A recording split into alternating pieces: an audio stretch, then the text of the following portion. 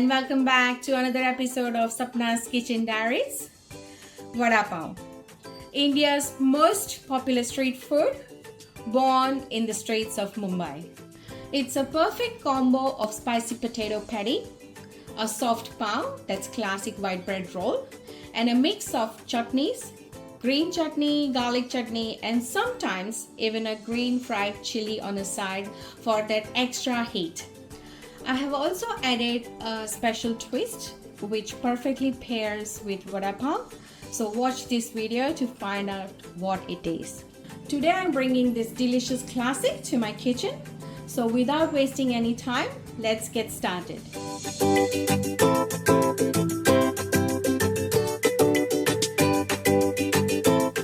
First, I'm placing the potatoes in a colander.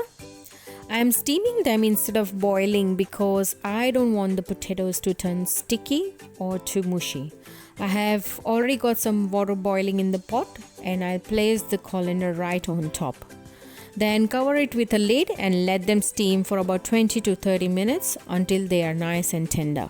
While the potatoes are steaming, let's save some time and get started on the Vada Pav dry chutney.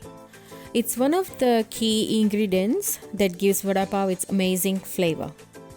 In a pan, add some peanuts and dry roast them on low to medium heat. Once you start seeing those dark spots and the skin begins to separate, that means our peanuts are perfectly roasted. Now I'll transfer them to a plate and let them cool down completely.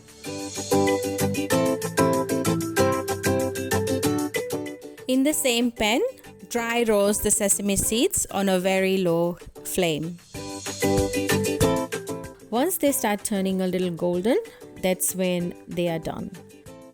I'm going to transfer them to a plate as well and let them cool down. While the peanuts and sesame seeds are cooling, let's get started on our green chutney. In a grinder, I'm adding some fresh coriander, a small piece of ginger, a few garlic cloves, some spicy green chilies, some mint leaves, a squeeze of lemon juice, salt to taste, and a little water.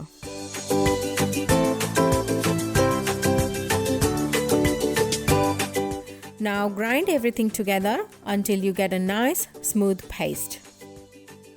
Our green chutney is ready. I'm going to transfer it into a serving bowl. Just look at that beautiful fresh green color. Now that our peanuts have cooled down, gently rub them between your palms to remove the skins. Don't worry if you can't get them all, it's totally fine. In a mixture jar, add the peanuts, roasted sesame seeds, and dry garlic. You can even use fresh garlic cloves if you like. To that, add the coconut, spicy chili powder, salt, and bit of Kashmiri chili powder for that beautiful red color. Now grind everything coarsely. As you can see, our red chutney is ready. I use dry garlic because it gives the chutney a nice dry texture. If you use fresh garlic cloves, it can add moisture and the chutney won't store for very long. And just look at that texture. Coarse and perfect, exactly the way we want it. Now I'm going to make an extra condiment, something a little different. I don't think you will find this anywhere in India, but it pairs perfectly with Vada Pav and adds a really nice twist. In a mixture jar, take some coconut, chili powder, a little coriander, salt to taste, yogurt, and a bit of water.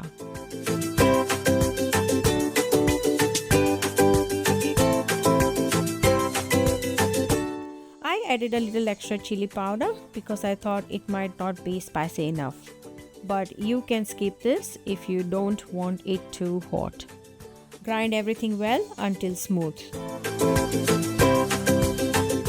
Our Our special condiment is ready. I'm going to garnish it with the red chutney we made earlier.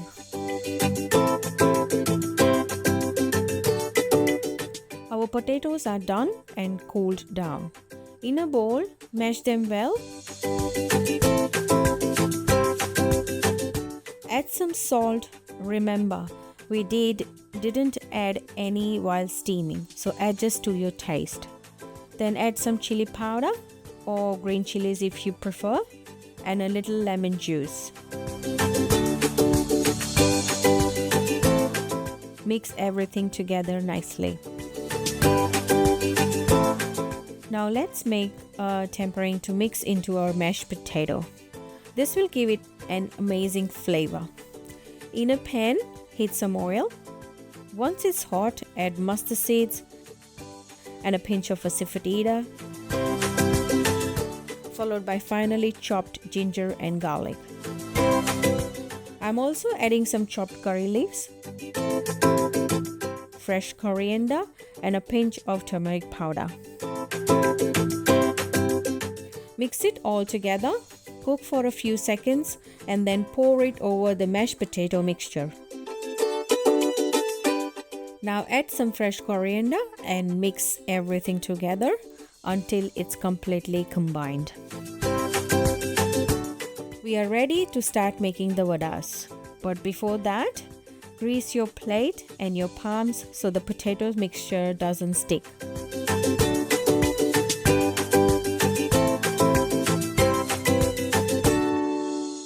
I'm going to shape the vadas a bit flat instead of round. That way they'll sit perfectly in the pav. Now that all the vadas are ready, we are going to make the batter. Take some gram flour, also known as besan or chickpea flour, and add salt and chili powder. Mix all the dry ingredients well, then gradually add water, whisking to make a smooth, lump-free batter.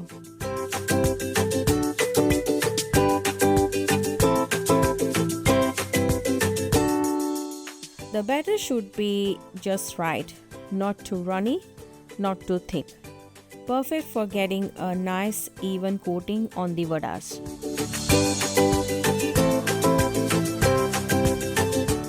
Now we are going to prepare some chilies. They go really well with Vada Pav. First, slit the chilies and remove the seeds to bring down the spice level. Then deep fry them. After a few seconds, the chilies will start getting whitish spots and loosen up a bit. That's when they are done. Take them out and sprinkle some salt on top. Finally, it's time to fry the vadas. Into the batter, add a pinch of baking soda and a few drops of water to activate it. Then mix well. Dip each vada into the batter, making sure it's completely coated, and carefully add it to the hot oil. Fry the vadas on medium heat until they are golden and crisp.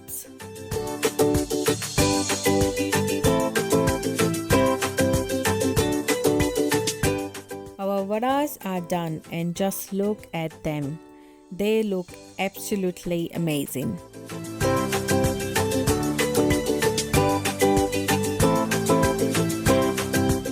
For a little extra crunch, I'm going to drop a bit of the batter roughly into the hot oil and deep fry it for a minute or two. This will give us those crispy gram flour bits that sticks to the sides of the Vada Pav and add a nice texture.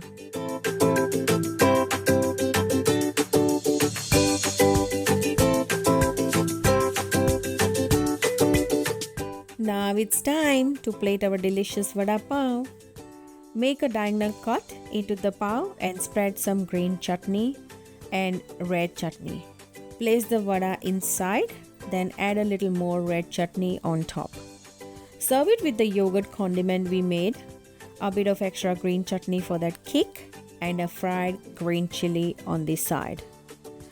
Don't forget that crunchy gram flour topping.